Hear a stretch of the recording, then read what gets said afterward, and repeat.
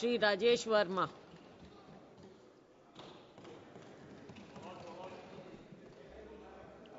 बहुत बहुत धन्यवाद सभापति महोदया जी। आज आपने जल शक्ति से संबंधित अनुदानों की आता है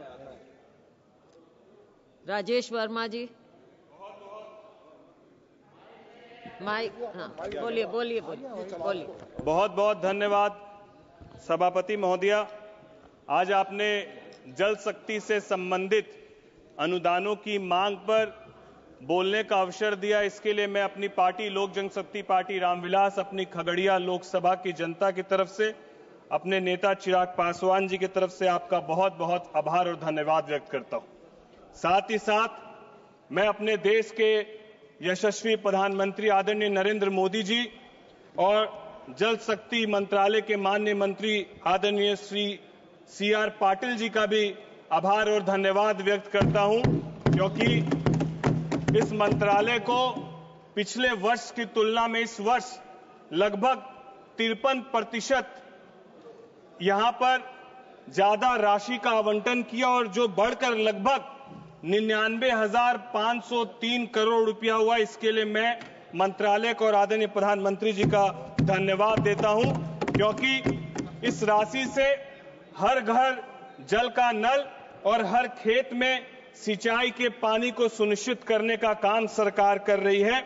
जिस तरीके से सरकार नमामि गंगे मिशन के तहत लगभग 3400 करोड़ रुपया, अटल भूजल योजना के तहत लगभग 2435 करोड़ रुपए, प्रधानमंत्री कृषि सिंचाई योजना के तहत लगभग 8259 करोड़ रुपए, जल जीवन मिशन के तहत 67,000 करोड़ रुपए और साथ ही साथ स्वच्छ भारत मिशन के लिए 7,192 करोड़ रुपए निर्धारित किए। इसके लिए मैं उनको कोटि कोटि धन्यवाद और आभार व्यक्त करता हूं।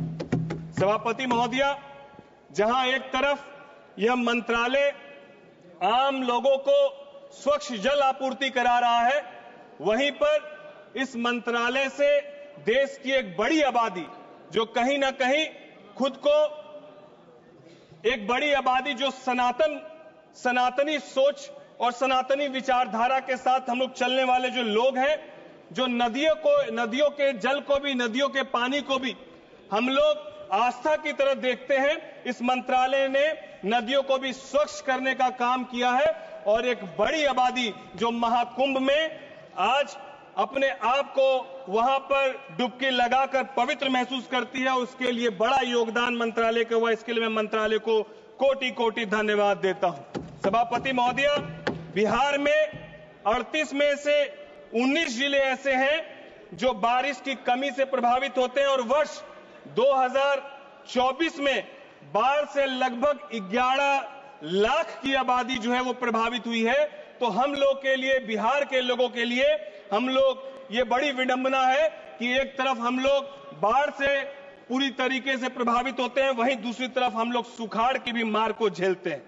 सभापति महोदया, जिस तरीके से बाढ़ को लेकर और इस मंत्रालय को लेकर मैं अपनी लोकसभा खगड़िया लोकसभा के तरफ भी माननीय मंत्री जी का ध्यान आकृष्ट करना चाहूंगा और मैं बताना चाहूंगा कि माननीय मंत्री महोदय, मेरी खगड़िया लोकसभा में गोगरी प्रखंड के पेकांत पंचायत बिरबास में और साथ ही साथ गोगरी प्रखंड के सर्किल नंबर 1 बलतारा पंचायत और बड़ी फुलवरिया और लौंगा में जिस तरीके से कोसी नदी से कटाव की भयावह स्थिति है, ठीक उसी तरीके से अलौली प्रखंड के चेरा खेरा पंचायत, उत्तरी बोरवा, हरदिया और बलुआई में भी भीषण कटाव की स्थिति हो रखी है।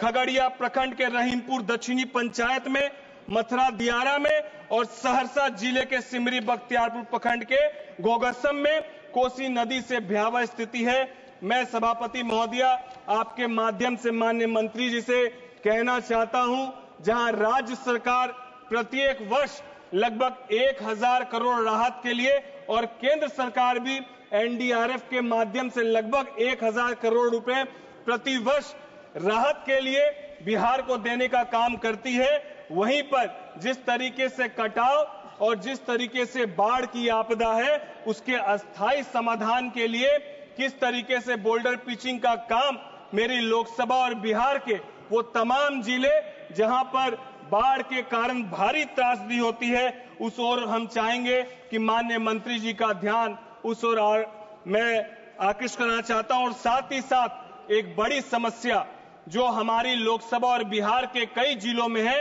कि पानी में आर्सेनिक की मात्रा देखी जा रही है कि आर्सेनिक की मात्रा बढ़ने के कारण कैंसर के बहुत पेशेंट देखने को मिल रहे हैं। तो मैं माननीय मंत्री से चाहूंगा कि माननीय मंत्री जी उस ओर भी आपका ध्यान जाए और बिहार की बड़ी आबादी को इस समस्या के अस्थायी समाधान के लिए मैं चाहूंगा कि नेपाल के सहयोग से बड़े बांधों का जो निर्माण है उसको सुनिश्चित कराया जाए, ताकि सप्तकोसी हाई डैम और बागमती डैम प्रोजेक्ट जैसे बांध का निर्माण सुनिश्चित कराया जाए। इससे न केवल बाढ़ का खतरा कम होगा बल्कि जल संरक्षण और सिंचाई की सुविधा भी बढ़ेगी। साथ ही साथ बिहार की नदियों को बाढ़ प्रबंधन कार्यक्रम एफएमपी में शामिल किए जाने की मैं मांग माननीय मंत्री जी से करना चाहता हूं। केंद्र सरकार से चाहता हूं कि गंडक, कोसी और कमला जैसी नदियों को बाढ़ नियंत्रण कार्यक्रम में जरूर से शामिल किया जाए। बिहार को बाढ़ मुक्त करने के लिए बिहार फ्लड मिटिगेशन प्रोग्राम में भी शामिल और मंजूरी देने का काम माननीय मंत्री जी के समक्ष मैं चाहता हूं कि माननीय मंत्री जी का ध्यान उस ओर आकृष्ट होगा। और अंत में बहुत ज्यादा समय नहीं लेते हुए बस यही कहना चाहूंगा मैं माननीय मंत्री जी से कि हम लोग प्रत्येक वर्ष देखते हैं अपनी लोकसभा में भी किस तरीके से लोग कतरा कतरा जोड़कर अपना आशियाना बनाते हैं और एक झटके में उनका आशियाना खुले आसमान में तब्दील हो जाता है। किस तरीके से एक बड़ी आबादी सड़कों पर हम लोग देखते हैं, छोटे छोटे बच्चों को, महिलाओं को बिलखते हुए, वो बहुत पीड़ा देती है। सभापति महोदया, मैं माननीय मंत्री जी से चाहता हूं कि सिर्फ राहत से नहीं बल्कि अस्थायी समाधान की जरूरत है। एक बार मैं आपसे गुजारिश भी करूंगा कि एक बार आप मेरी लोकसभा, जो सबसे पिछड़ी लोकसभा बिहार की है, वहां एक बार आप जरूर से आए और आकर एक बार वहां की स्थिति से देखें। सही मायने में यदि गरीबी और सही मायने में यदि बाढ़ से विचलित होने वाली आपको दृश्य को यदि देखना है, महसूस करना है, उनकी पीड़ा को महसूस करना है, तो मैं चाहूंगा कि एक बार आप जरूर आए और उनकी पीड़ा में आप अपना सहयोग करें। और ये मांग मैं केंद्र सरकार से इसीलिए करता हूं क्योंकि केंद्र सरकार ने इस बार हमारी लोकसभा और बिहार को बहुत सकारात्मक दृष्टि के साथ बहुत योजनाएं दी है। और जब आप बहुत योजनाएं देते हैं आपके तरफ उम्मीदें भी उतनी बढ़ती है। इसीलिए मैं अपनी खगड़िया लोकसभा की तरफ से बड़ी उम्मीद भरी निगाहों से आपके तरफ देखते हुए आपसे उम्मीद करता हूं कि आप खगड़िया लोकसभा को बाढ़ से, कटाव से मुक्ति दिलाएंगे। यही कहते हुए मैं अपनी वाणी को विराम देता हूं। बहुत बहुत धन्यवाद। अभय कुमार सिन्हा जी नेक्स्ट।